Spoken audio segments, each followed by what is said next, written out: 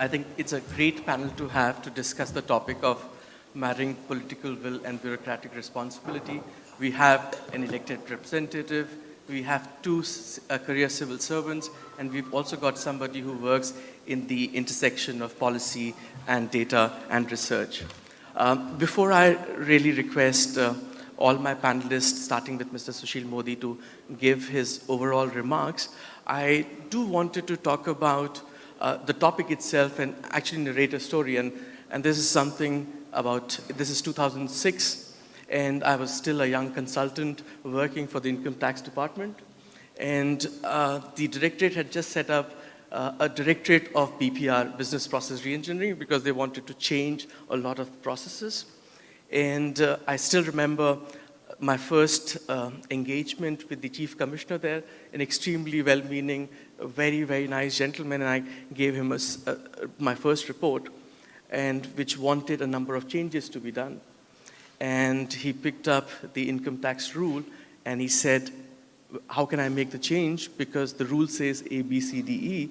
And in my mind, as a young consultant, I was thinking, but you are the head of business process reengineering. And I guess that's really the topic when we talk about political will or political vision and bureaucratic responsibility, which is sometimes about constraint. With that background, Mr. Modi, your initial comments, please. Thank you. All in today's newspapers, you must have read a statement of, say, Nitin Gadkari, in which he has commented on the bureaucracy. And he said in that statement, there are some officers who dodged the files. They don't take decision. They sit on those files for years and months. And he's compared with the Bapu Nadkarni, the famous cricketer. And he said that Nadkarni used to stay on the crease for the whole day. But at the end of the day, the total score was only 40. So this is also one part of bureaucracy, which don't take decision. And the other part, he said that कुछ लोग हैं जो file पर they write on file in such a manner कि कोई अगर अच्छा काम भी होने वाला है तो काम रुक जाता है. तो दोनों तरह के अनुभव हम लोग के पास है. लेकिन मैं कुल मिलाकर ये कहना चाहूँगा कि the efficacy of the state, it depends upon the competent and independent bureaucrats. There may be a good idea. The political leaders can give good ideas, and it is 99% the good ideas are always from the political leadership. I have not seen in my 13 years of my career as a deputy chief minister that a single suggestion has been given by the bureaucrats. They are good servants, they can implement. But the kind of vision that is required, either in the state or the central level, will not find hardly any policy decision which has been floated by the bureaucracy. 99% of the ideas have been floated by the political leadership or the politicians. So, but without bureaucracy, the government can't function. Without a good and competent bureaucrats or the civil servants, you can't really implement anything. So this question of marrying bureaucracy with the political will is a very complex question.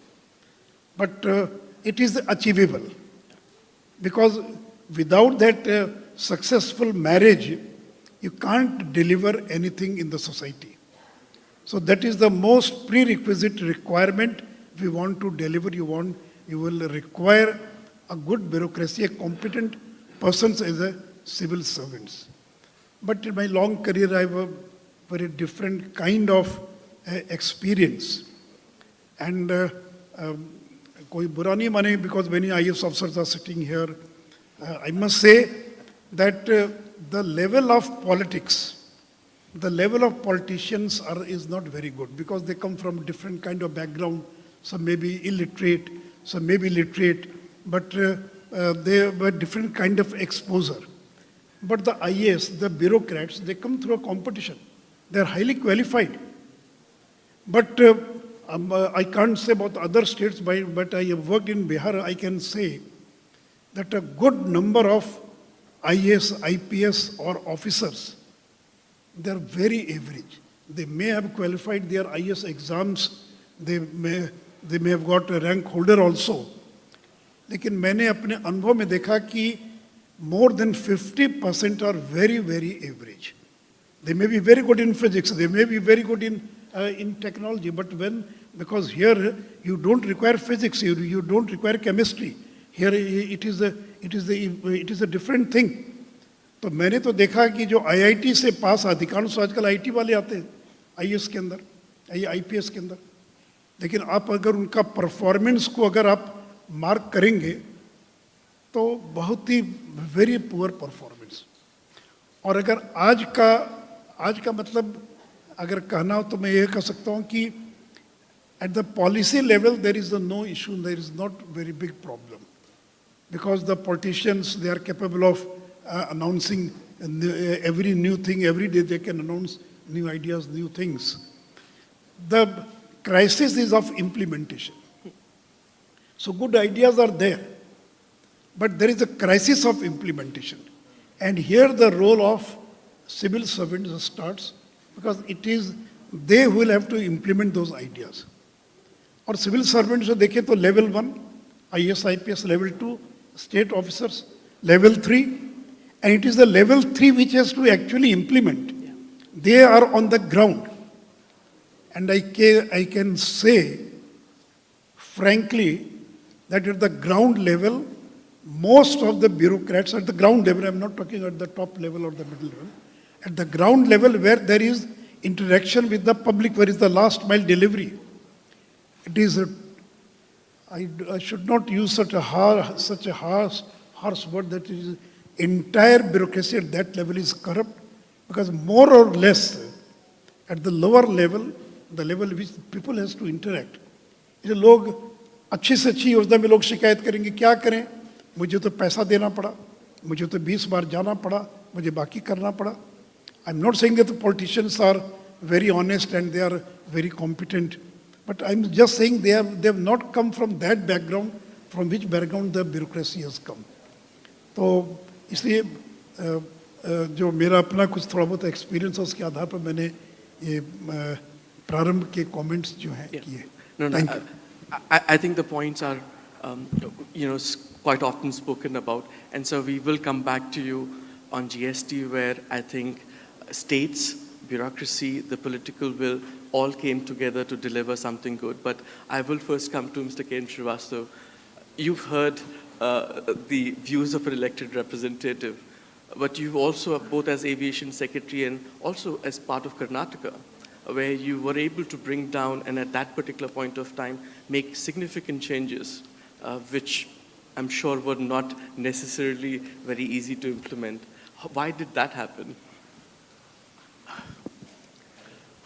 Friends, I would like to endorse what Sushil ji has just mentioned.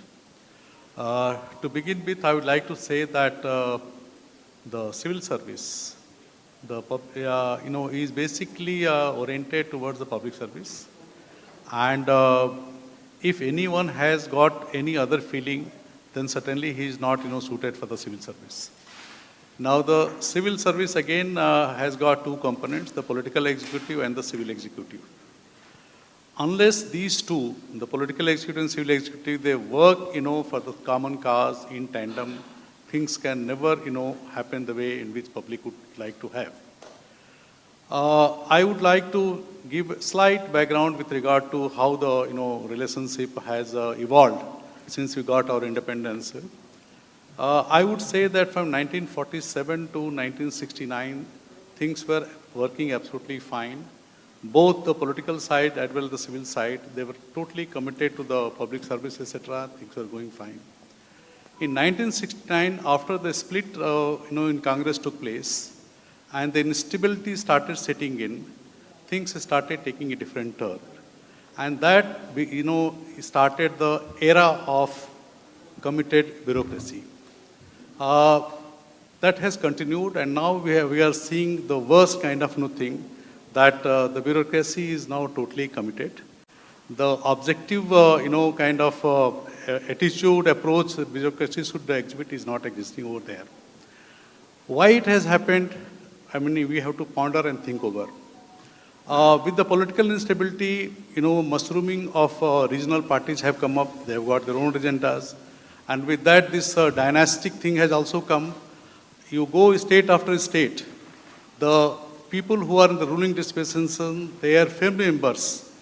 They have got some sort of license to interfere, and the whole bureaucracy gets subjugated, to them. Unless we correct these, melas, things are not going to happen. So I would, with my initial remark, I will only make two, quote two examples, and then I will end here. See, first example I'd like to give when civil bureaucracy and the political bureaucracy, they were working together in tandem for public cause, is when this reorganization of the state was to take place. Mr. V.P. Menon, who was the Secretary of Department of States under the Ministry of Home Affairs, of which Sardar Patel was the Home Minister, he would, the main task of his was somehow to see that all these 500 odd states, princely states get, merged into the Indian Union. He would discuss with Sardar Patel, then he would go to a particular princely state, discuss with that Raja, Maharaja, Nawab, etc. And with the mandate which Sardar Patel had given, he will draft a covenant which he will sign with the Maharaja, and that is how the whole thing happened. So the kind of trust, which Sardar Patel had in Mr. V.P. Menon is, we are actually reaping the benefit of that. That is one. The second one I'd like to quote from my own personal example. I was put in charge of implementing the Upper Krishna project across Krishna River in Karnataka. Those of you who have visited northern part of Karnataka would feel that northern Karnataka has been very, very backward in comparison to southern Karnataka. So after this project was completed, the whole thing has completely changed. The Almaty Dam, the development of some 15 lakh acres of command area, drinking water issues, everything got addressed. And this was possible because the then Chief Minister, Mr. S.M. Krishna, he gave complete freedom to us. There was zero interference of anybody. And because of that, in a time bound, because we were supposed to implement this one before May 2000, and we actually did it. Resource crunch came, we raised resources from the market, more than 20,000 crores. If I tell you that we raised money at the interest of 19%, you will feel surprised.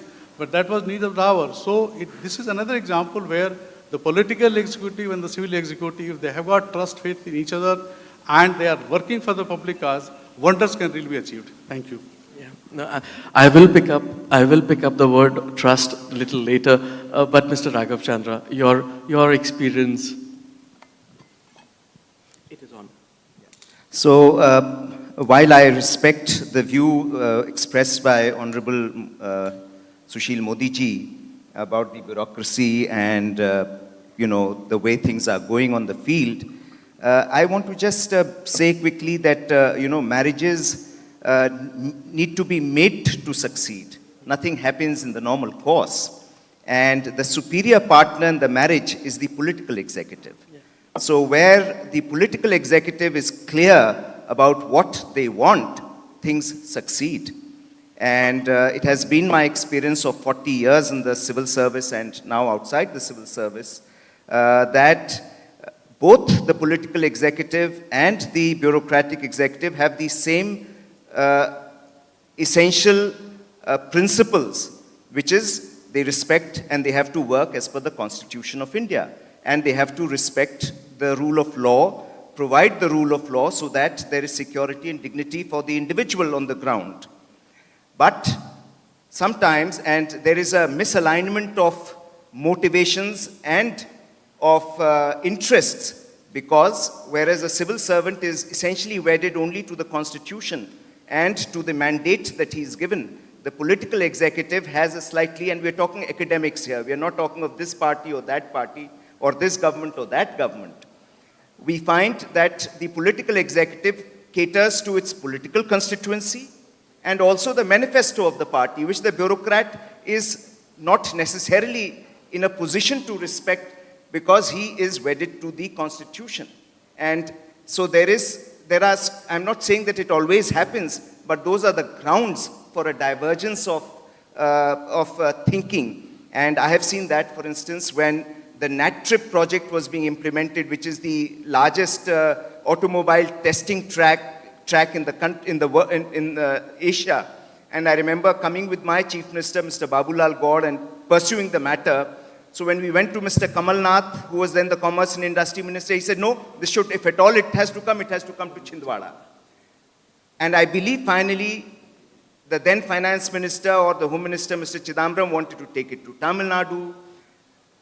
Mrs. Sonia Gandhi wanted to take it to Raebareli. So we got, finally, of course, we succeeded in getting to Pithampur, which was the right place, but it took an enormous amount of canvassing and effort to make that happen. So there is this target audience, which is different.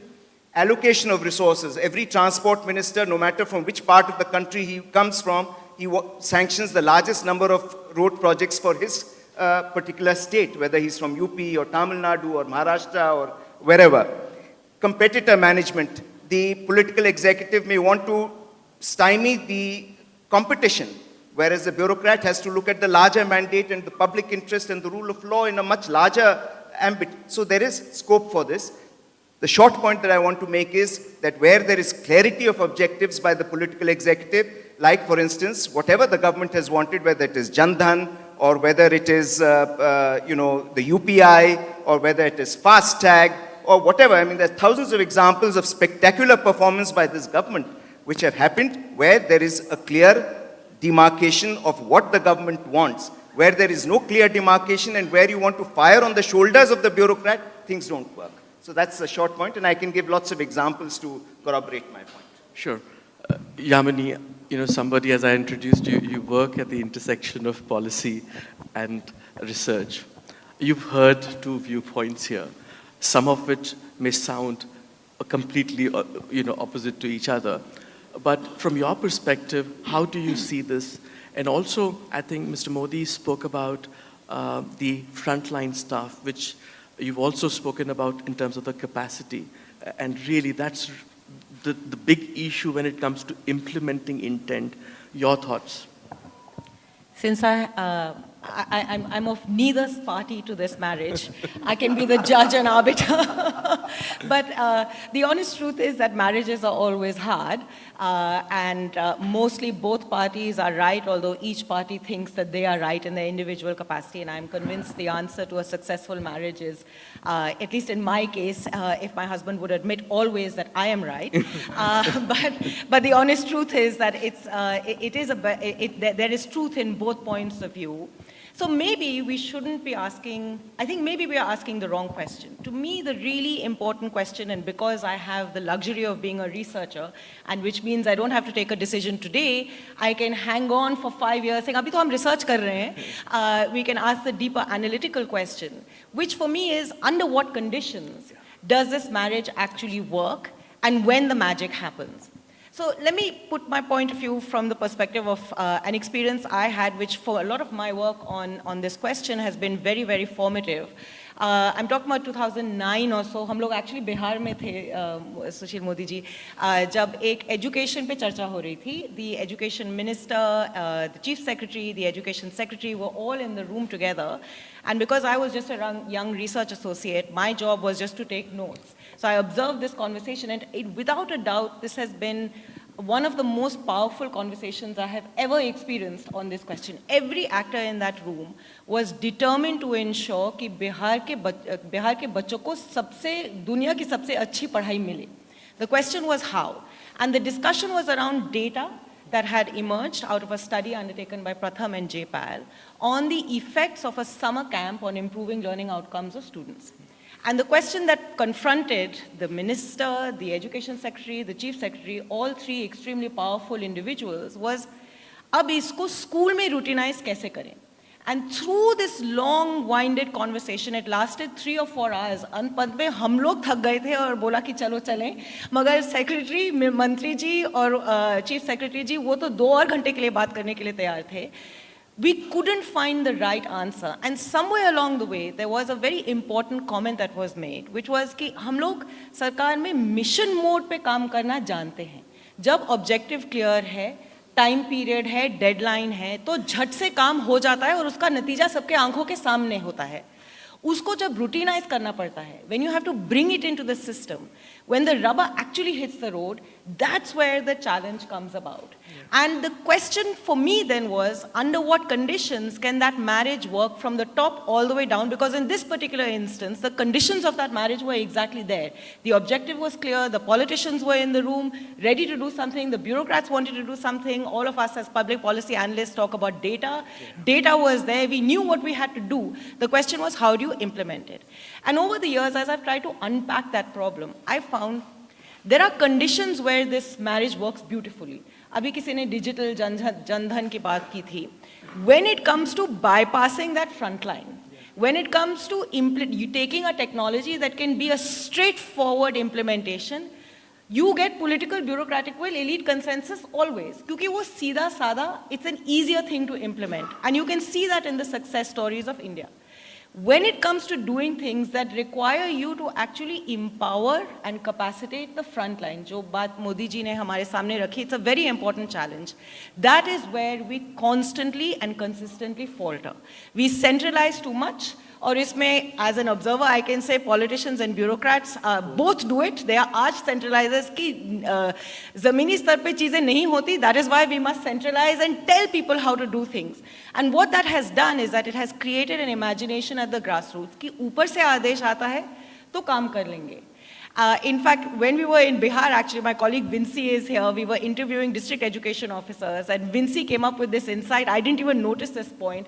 हमने एक district education officer से पूछा, क्या आप अपने स्कूलों में बच्चों की पढ़ाई के लिए कुछ कर सकते हैं, तो वो एक चीज़ क्या होगी?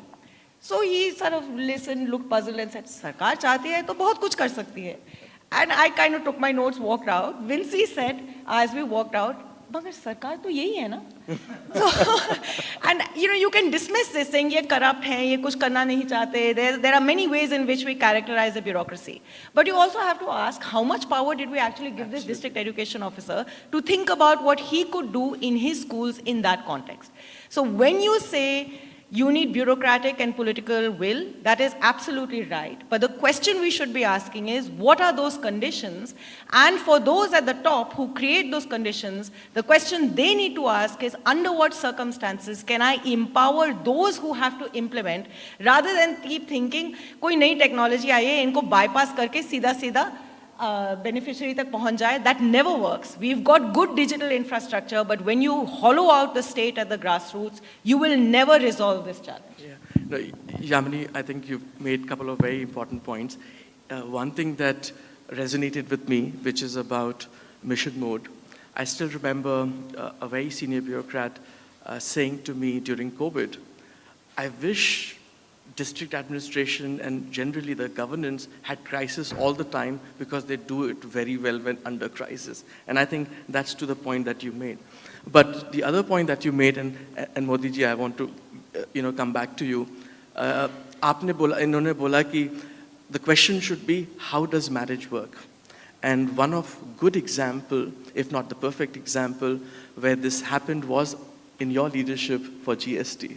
Wherein it's not just the bureaucracy, it's not just the politician, but there is state as well. There were, consumers as well, and we finally came up with something.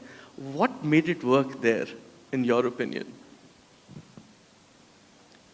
So I think it is only and only Arun Jaitley which made it work.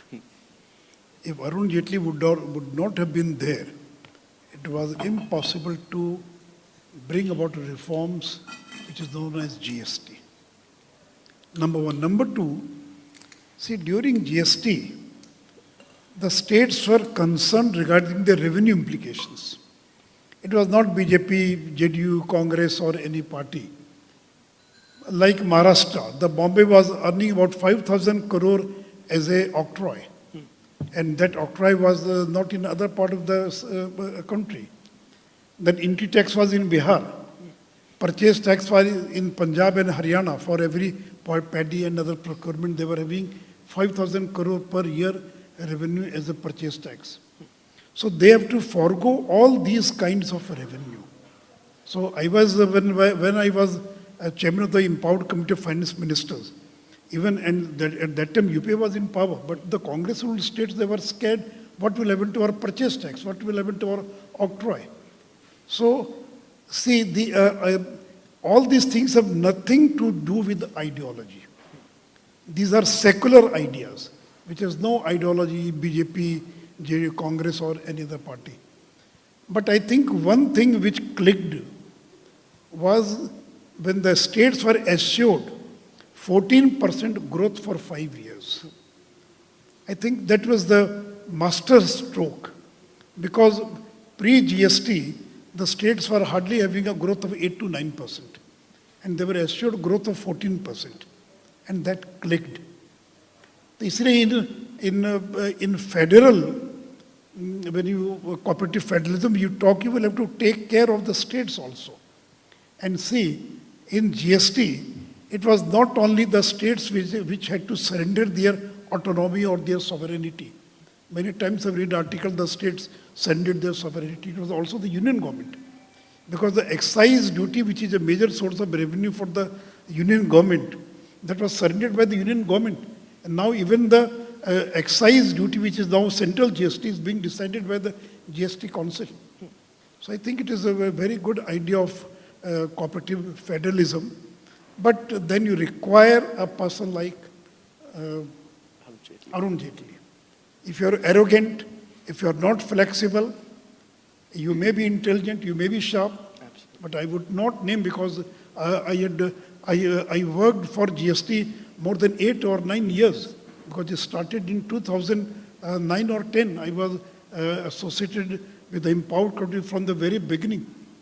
So you require what Yamini ji and others were also telling, Srivastava ji, I think Raghav ji, कि जो political leadership है, clarity in mind and mission mode. See, ये जो bureaucracy है, ये हाथी की चाल से चलता है. हाथी क्या है? Large body, heavy body, धीरे धीरे चलता है. तो bureaucracy इतनी heavy है कि ये fast move नहीं कर सकती है. इसको move करने में बहुत समय लगता है. Decision लेने में, implement करने में बहुत समय लगता है. It moves like an elephant. So you require strong political will. And if there is a strong political will, you can make bureaucracy work. लेकिन अगर strong political will नहीं, इसलिए कहते हैं कि घोड़े पर सवार है. अगर घोड़ा कमजोर, अगर घोड़ा मजबूत है और सवार कमजोर है, तो घोड़ा पटक देगा उसको, गिरा देगा उसको. तो इसलिए घोड़ा भी मजबूत चाहिए और घोड़े से ज़्यादा मजबूत चाहिए सवार. अगर घोड़े से थोड़ा ज़्यादा मजबूत सवार होगा, लेकिन क्या दिक्कत है, जिससे मैंने कहा कि ब्यूरोक्रेसी समझती कि ये पॉलिटिकल लोग मूर्ख हैं, अनपढ़ हैं, गंवार हैं, इनको कुछ नहीं आता है, करप्ट हैं, ये शॉर्ट टर्म आइडियाज़ इनके पास है, केवल इनके कॉन्स्टिट्यूंसी को नर्स करना. और स्टेट लेवल पर तो उनको लगता है कि केवल ट्रांसफ़र पोस्टिंग, मंत्री को और कोई इंटरेस्ट नहीं है, केवल ट्रांसफ़र में, पोस्टिंग में उसकी रुचि है. तो ये जो ट्रस्ट की बात कही श्रीवास्तव जी ने, इट इज़ वेरी इंपॉर्टेंट. और ये देखा गया है कि if is a person is competent and if you have a strong trust in that officer. और देखिए अंततः तो करना उसी को है, चाहे वो नरेंद्र मोदी जी हों या नीतीश कुमार हों या देवगौड़ा कोई हो, लेकिन आपके आइडियाज़ को तो अल्टीमेटली इम्प्लीमेंट करेगी ब्यूरोक्रेसी. लेकिन आपको हैंड होल्डिंग करना पड़ेगा if the bureaucracy is not that competent. और एक बात और मैं कह दूं कि in the southern states there is a difference between bureaucracy of southern states and the northern states or eastern states. Srivastava ji ने जैसा बताया कि शायद इन्होंने काम किया कर्नाटक के अंदर जो है, तो मैं देखता हूँ कि Tamil Nadu, the bureaucracy is so strong, so powerful and everything is in place. It may have taken 30-40 years. Mid day meal scheme में अब वहाँ करप्शन या गड़बड़ी 1% होगी. और हमारे यहाँ बिहार के अंदर, because mid day meal scheme was implemented only 15-20 years back, so it takes time to stabilise the system. और देखिए ब्यूरोक्रेसी की एक आदत है, अगर सिस्टम बन गया तो they work in that system. अगर प्रोटोकॉल्स बन गए, SOP बन गया, तब उनको काम करने में दिक्कत नहीं आती। मैं एक एग्जांपल देकर बात खत्म करूंगा। हमारे यहाँ बिहार में हर साल फ्लड आती है, लगभग हर साल फ्लड आती है। फ्लड में रिलीफ का काम होता है। अब रिलीफ का जो काम होता है उसमें परचेज कौन करे? तुरंत बर्तन खरीदना है, कपड़ा खरीदना, डिस्ट्रीब्यूशन के लिए फूड ग्रेन खरीदना है। अगर खरीदेंगे मार्केट में रेट कहीं ज़्यादा कहीं कम है, तो ब्यूरोक्रेसी को बहुत डर लगता है कि भाई कोई स्कैम हो जाएगा, कोई करप्शन में फंस जाएंगे। लेकिन जैसे ही हम लोगों ने 3-4 साल लगकर प्रोटोकॉल इस्टेब्लिश कर दिया कि फ्लड आएगा मई के अंदर, we start from February purchase और ऑर्डर प्लेस करना, परचेज करना, स्टोर करना, बाकी करना। अब बिहार में कोई दिक्कत नहीं है। 5 साल 7 साल से फ्लड अगर आती है तो एवरीथिंग इज इन प्लेस। तो मुझे लगता है कि साउदर्न स्टेट्स के अंदर जो भी कारण होगा, श्रीवास्तव जी और बाकी लोग ज़्यादा बता पाएंगे चूँकि मेरा, लेकिन मैंने ये महसूस किया कि पॉलिटिकल लीडरशिप का लेवल अगर साउथ में कमज़ोर भी था, but because of strong bureaucracy they were able to deliver much better than in the eastern part of this country. No, I completely agree. In fact, I have, as Yamini said, we've been working with political and bureaucratic leadership for a long time. And I think somewhere we often make the mistake of comparing education and intelligence to be the same, and which is not the case. And I think politicians typically represent grassroots intelligence, which is innate to them and which is extremely important to drive governance in the country. But coming back to the two civil servants, I really wanted to bring in 2 points and just get your response, whoever wants to go first. One is this whole idea that a lot of time policy, while the vision may come from from politicians, the policies is more often than not driven by the bureaucracy. It tends to take very supply-driven orientation because it's easy to control. Sometimes it may also happen because data is not available, because very often, the amount of data is there. And therefore, the objective of a policy and the implementation or the instrument are different. Let me just give you one example of that, and then I'll get your comment. There are policies in state and center also has for providing financial support to lactating mothers. The idea is, if you provide financial support, they can get the right nutrients for their delivery. But the instrument is DBT, which is cash, not that DBT is linked to what they can buy, because that was the objective of providing that, because the easier thing to do is the supply part of it. But your comments.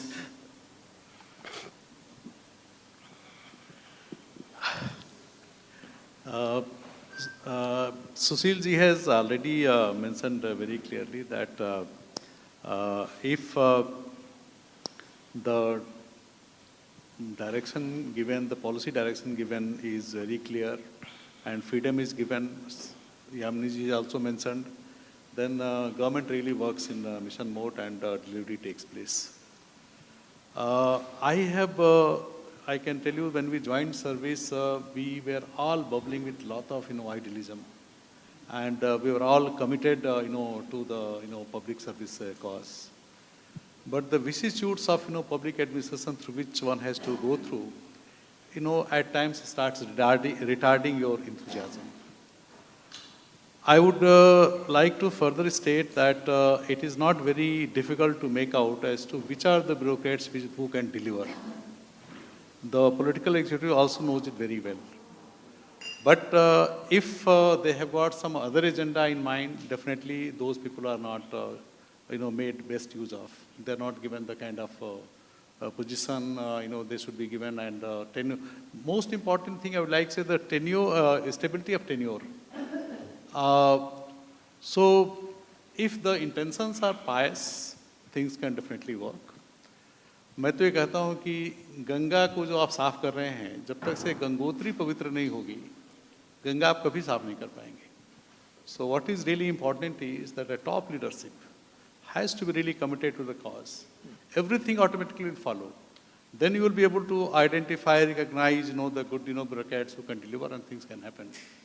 So, and one more thing I'd like to say, that nowadays another trend that has come, that the bureaucracy is quite scared of complaints which are being made, and the kind of protection which they used to have earlier, are not there. Complaint going to the CBC, to the CBI, to the C&AG, etc., and then the inquiry that follows makes many motivated bureaucrats also to get demotivated.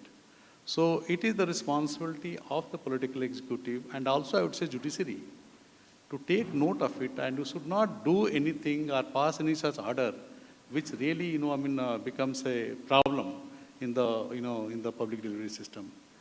I would end by just quoting one chopai from Ramcharitmanas, and that gives a message to all the bureaucrats. The chopai is like this: Sachiv, Vaidya, Guru, Teen Jo. Sachiv, Vaidya and Guru, Teen. प्रिय बोले भय आस. ये तीन लोग यदि प्रिय बात करते हैं राजा के सामने, किस लिए? या तो भय के कारण या कोई आस लगा के बैठे हों. So what are the repercussions? राज धर्म तन तीन को हो ही बेगही नाश. राजा का राज चला जाता है, धर्म चले जाते हैं, और राजा का जो स्वास्थ्य वो भी खत्म हो जाता है. तो ये जो तीन लोग हैं, सचिव, वैद्य और गुरु, इन तीनों को सच्ची बात बोलनी चाहिए हमेशा, तभी जो है शासन और ये प्रशासन चल सकता है. तो ब्यूरोक्रेट्स के लिए मैसेज ये है कि you must be honest as Raghav was saying, and really truthful to the constitution. You must say correctly whatever you have to say, and if you do not do that, then you fail in your duty. Why I mentioned judiciary was that there are certain cases. The case of Harishchandra Gupta. जब हम लोग university में पढ़ते Allahabad university में, he was our ideal. I mean, par excellence, highly intelligent. Throughout his service, probity has been his hallmark. But look at in that coal thing. All of us know as to what all happened in the coal. And whatever recommendation went there, ultimately it was approved by the minister and the prime minister. But when it was mentioned in the court said, नहीं आपने उनको mislead कर दिया. अरे भाई prime minister they are getting misled. Then they are not worthy of holding those positions. तो यदि आप bureaucrats को protect नहीं करेंगे, अच्छे और बुरे में फर्क नहीं करेंगे, so these kind of problems will come. Yeah. Thank you. Ms. Chandra. I'll fully endorse what my senior colleague Ken Srivastav Saab has said about protection of civil servants, clarity of approach and all that. And coming to your point specifically about, that particular scheme, where there is data available, civil servants have been able to use it effectively. And if they apply themselves consciously, I'm sure they can find an answer to it. And I feel that the public finance management portal and system is one of the greatest achievements of the present day government. That you are able to transfer funds directly to state governments instantaneously without there being any circumvention or any short circuiting in between.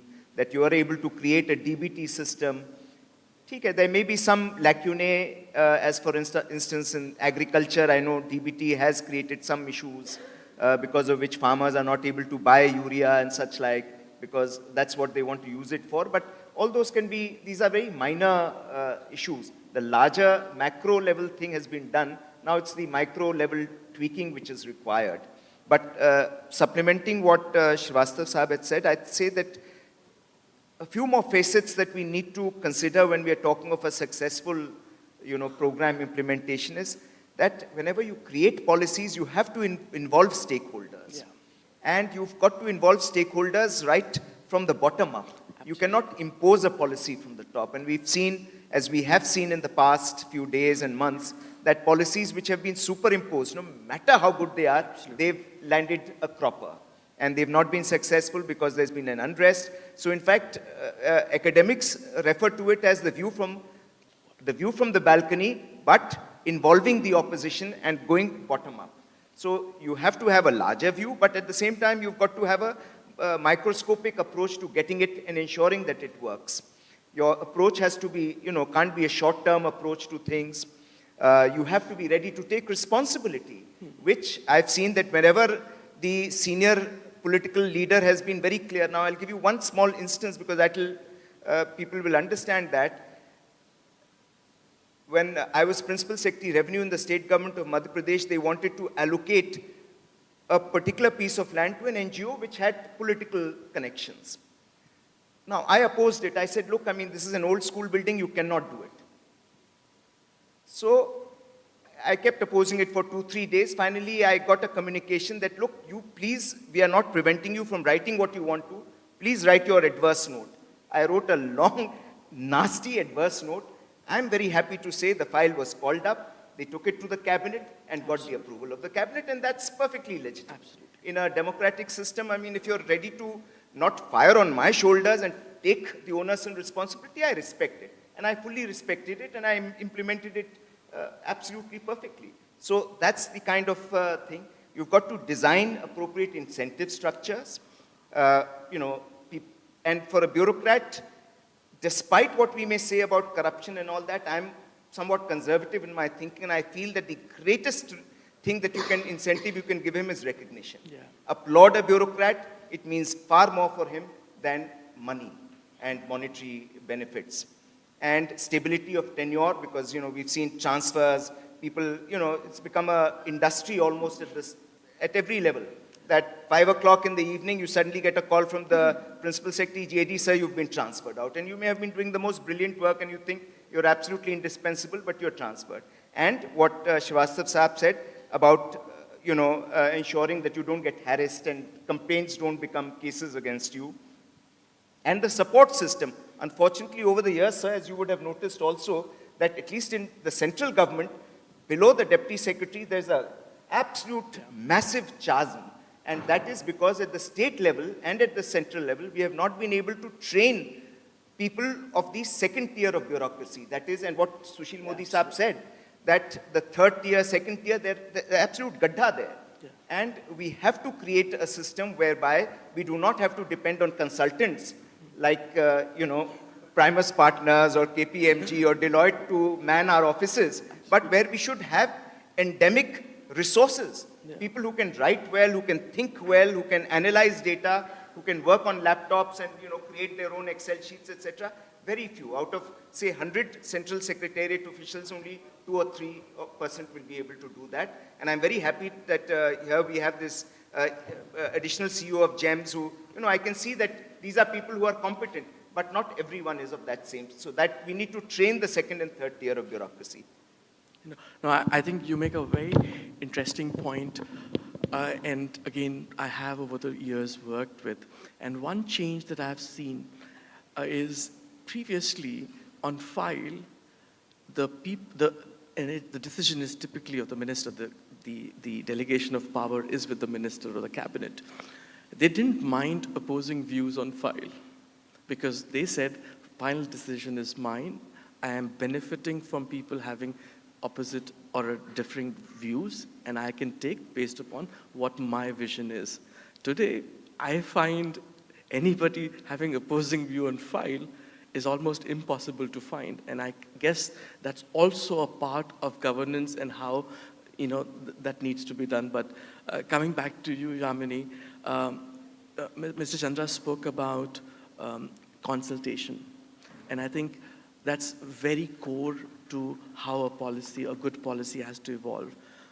What has been your experience around how is consultation happening? Is it really happening? Are we doing consultation for the purposes of a tick mark or really taking feedback? And is that the challenge why many of the policies do not get implemented? I think, you know, just listening to the conversation before as well as in response to your answer, it really boils down to what many of my fellow panelists have highlighted repeatedly, the issue of trust. I think that, I mean, if you look at our bureaucratic and political history and the nature of that relationship, from Prime Minister Nehru to Prime Minister Modi, every Prime Minister consistently has argued that the bureaucratic instrument needs reform. Every bureaucrat has consistently argued that the political structure needs reform. Bureaucrats and politicians collectively will say, our local governments are simply not able to do anything. ना उनमें capacity है, वो बहुत भ्रष्ट हैं. मैं अपना scheme अपने पंचायतों को क्यों दूँ, said one bureaucrat to me when we were arguing about decentralization, क्योंकि वो भ्रष्ट हैं. Matter of trust. Talk to bureaucrats, they will say मेरा BDO काम नहीं कर पाता, वो भी भ्रष्ट है, कुछ नहीं होता, मुझे खुद सब करना पड़ता है. Matter of trust. How have we resolved this problem?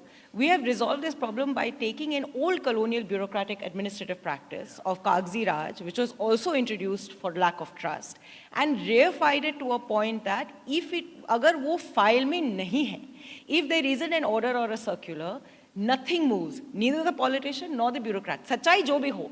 If the file exists, only then do processes move. We once collected circulars from Delhi government. We were studying some schools in Delhi.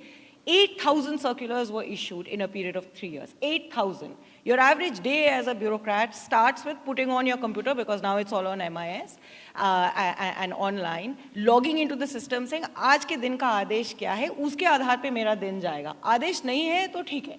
So the whole system functions on the back of rules that are binding. I'm not arguing that a system should not have rules, but when rules become the beginning and end of a system because of a lack of trust, essentially you create a system that is based on performance linked to an order and an output, not an outcome associated with that order, and not actually thinking through getting the job done. This impacts the process of consultation. What is consultation? I have to follow an order. Who am I to consult? There is no trust between those who have to consult and those who are being consulted.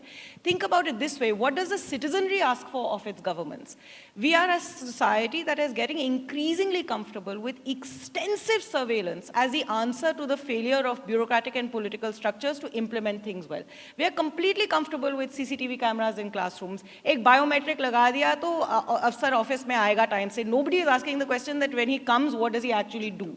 Right? So, and this seems to be a collective consensus. This is what we as citizens and voters ask for of our politicians and bureaucrats. This is what the political and bureaucratic political will is around, or bureaucratic will is around, how do you solve the implementation problem? Excessive surveillance, stick in some technology, something will happen. We don't ask the key question, what does it take to actually build the capability of a system to do the things it needs to do, which includes consultation, because in a large democratic country like this, which is so diverse, nobody sitting in Delhi or even a state capital actually knows how to get things done. A consultative system requires trust between the citizenry and their state, trust of the state, of itself, as well as its citizenry, to get out of a rule-obsessed, but only when that rule stops you from getting anything done. If that rule requires you to put some money into your pocket, you evade that rule nonetheless. That's the contradiction. But when you create a system that is obsessed with rules and reifies the rules as the end objective, you will never have effective and appropriate consultation that will arrive at a collective answer to how to solve a problem. So one of the reasons why you don't get implementation, as in, for instance, that example I told you of education in Bihar, is because there is no there's no consultation down at the level of implementation. So if the implementer does not trust or know what you are asking for, how will the implementer actually implement? That's the challenge that we need to break out of. And it also increasingly is causing a problem where in today's political and bureaucratic environment, there is a complete distrust of expertise and what that can bring to the ability to actually arrive at good answers. So it's not like we don't want data. There is data everywhere. What we are hollowing out is the ability to actually use the data to analytically ask under what conditions can I effectively implement that program, and how best do I use that as a tool for consultation, क्योंकि वो rule में नहीं है. No, very important point, and I do want to take some questions from the audience. But just before I go to the audience, one last question anybody wants to answer. You know, I'm an engineer, mostly forgotten what I studied as an engineer, but one thing that I remember distinctly was in my electronics class, they said there's a concept called a feedback loop. Essentially, it says that no electronic or electrical system can be stable until there is a feedback loop which is working all the time, not once in a year, not 3 times, once in 5 years. And yet we have typically policies, especially in state government, which tend to be 5 years, 3 years, 7 years. in the world that we live in, how do we make our public policy far more, far more responsive to the environment changing? Now, bureaucrats have the problem of saying if I change too many times, questions can be raised about why I have to change policies. At the same time, the feedback is happening all the time. Anybody who wants to take that question? Can I give a quick one-line Yeah. answer? If the only answer to your problem is technology and more surveillance, you will never have a feedback loop. Biometrics are not people. They will not give you feedback. Decentralize and empower at the grassroots. I think Mohit. मैं दो विषयों की ओर ध्यान आकृष्ट करना चाहूँगा. One is regarding training. At the top level, there is a continuous process of training of the IAS, IPS to some extent. But at the lower level, once they join at that point of time only there is a training for 6 months or 1 year. उसके बाद पूरी जिंदगी में कोई training नहीं है, कोई upgradation नहीं स्किल का बाकी का. मैं स्टेट्स की बात कर रहा हूँ. स्टेट्स के अंदर जो है जो ब्लॉक लेवल के ऑफिसर्स हैं, बाकी के लेवल के ऑफिसर्स हैं, तो कंटिन्यूअस स्किल का अपग्रेडेशन कैसे हो, ट्रेनिंग कैसे हो, number 1. Number 2, at the top level or even at the lower level, people centric, because the training of the bureaucracy, उनकी लगता है ट्रेनिंग इस प्रकार की कि जनता से मिक्स मत करो. इसलिए अगर कोई मिलने आता हम लोगों से और कहते कि जाके सेक्रेटरी से मिल लो, तो सेक्रेटरी से मिलने के बाद वो दोबारा कभी ऑफिस आएगा ही नहीं. They are so reluctant for mixing with the people, going with the people. इसलिए ब्यूरोक्रेट्स टूर नहीं करेंगे. चाहे कि गांव में जाना पड़ेगा तो रहने के लिए सर्किट हाउस नहीं है, अच्छे मकान नहीं है. पीपल से मिक्स करना. In Bihar we launch the scheme of Janata दरबार.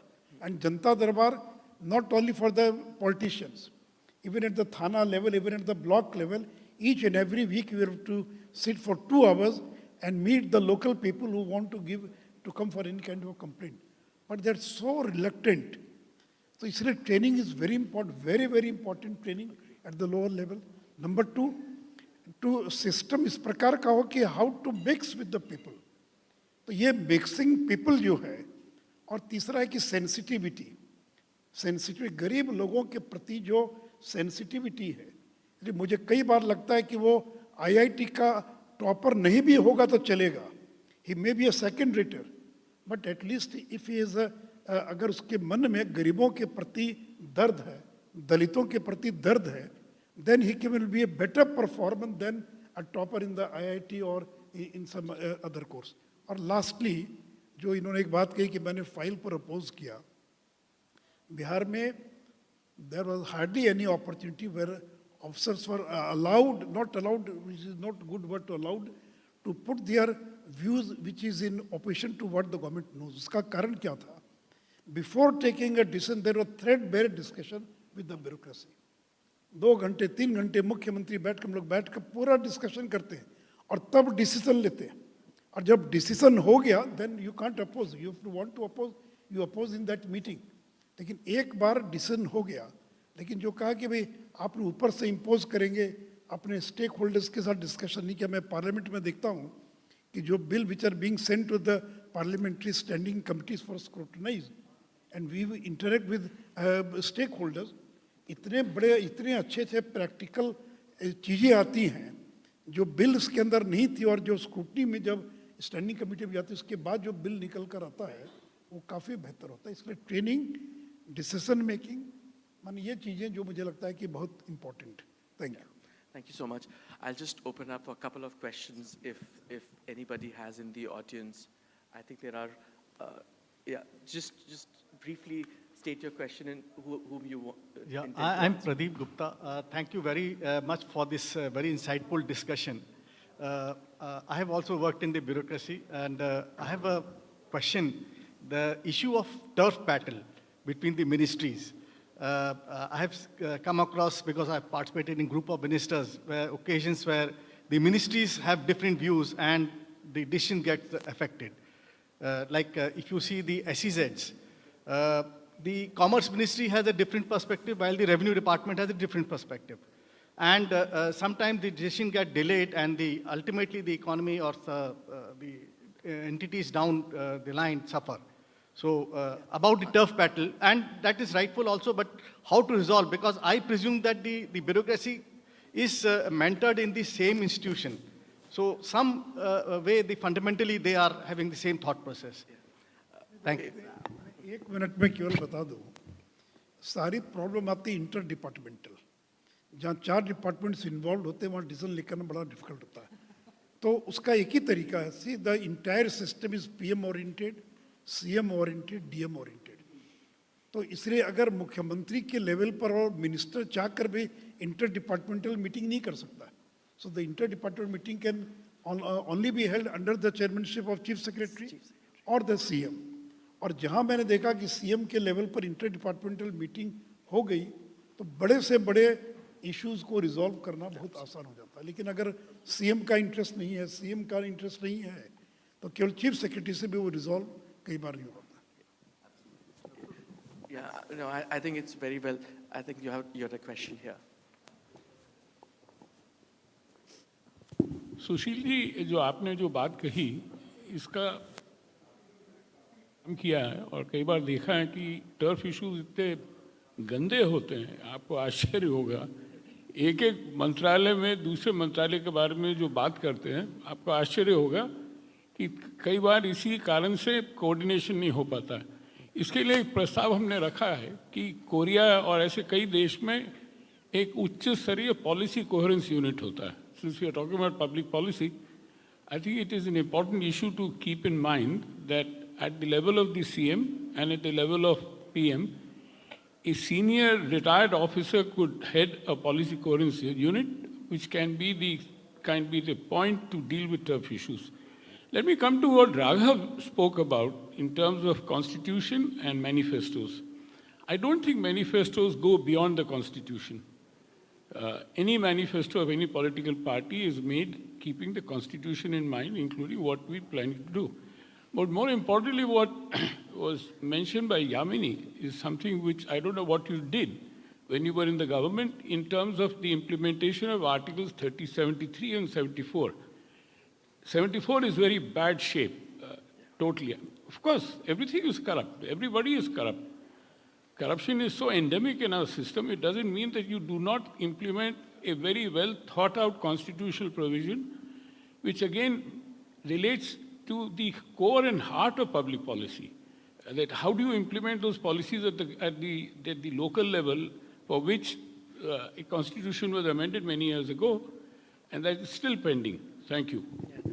No, just not to answer on your behalf, but I will tell you, Madhya Pradesh was one of the states which actually implemented 73rd and 74th in a very, very institutionalized, very rigorous way, and that's one reason why we've been successful. Madhya Pradesh, that's my state, we've been successful in making our cities the cleanest that there are.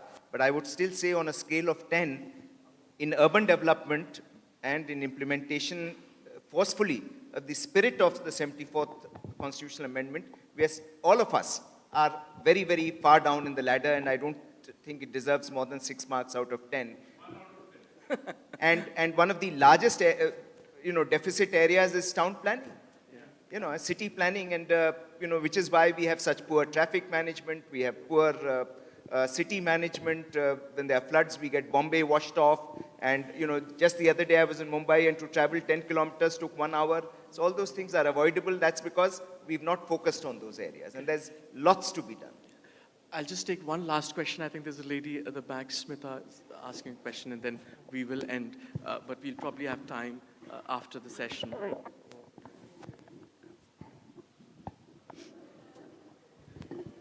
Thank you for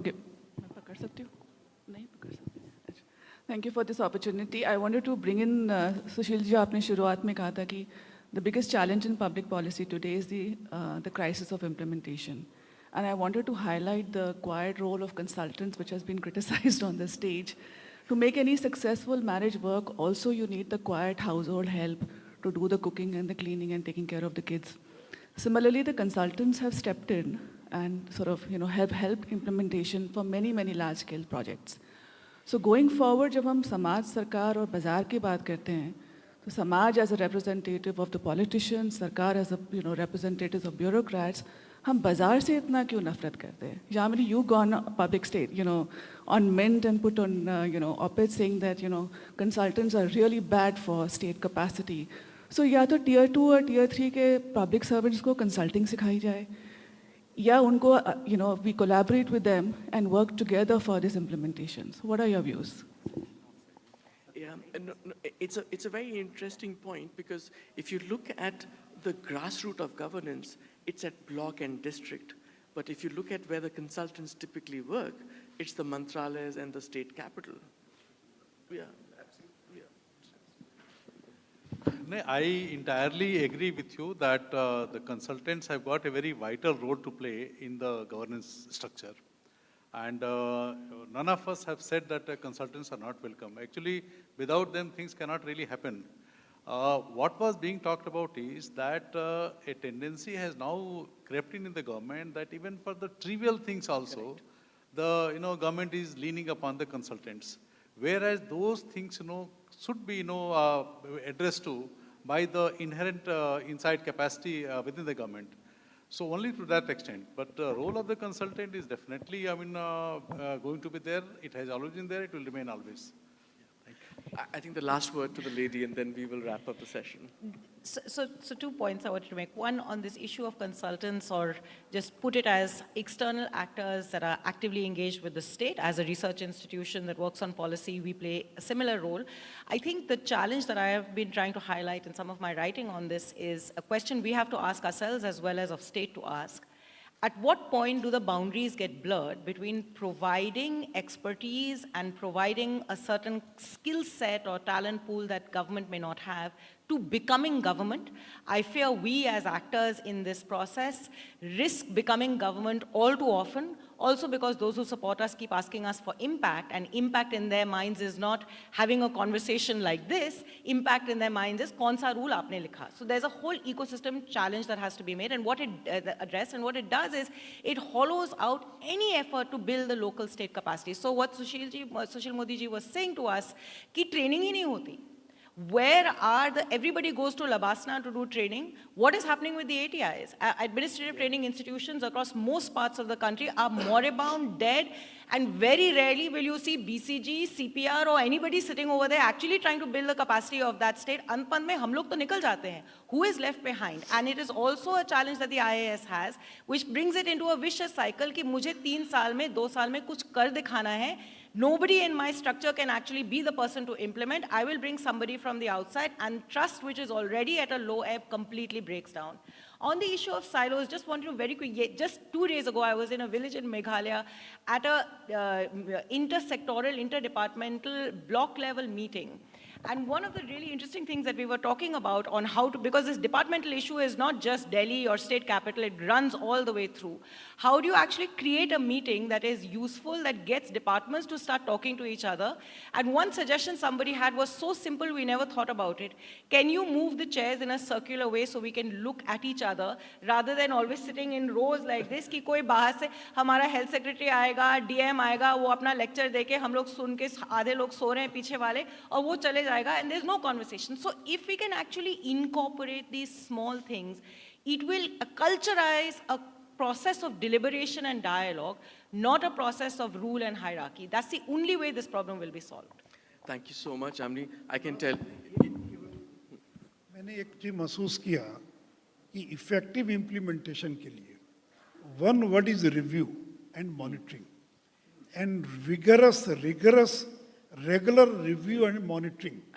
अगर ये केवल एक मंत्र जो है अगर सरकार में रहे तो मैं समझता हूँ कि डिलीवरी बहुत फास्ट और बहुत अच्छी हो सकती है. Correct. So I think we will. I just want to give a loud round of applause for the panelists. Clearly, Yamini, nobody was sleeping here today. But thank you so much.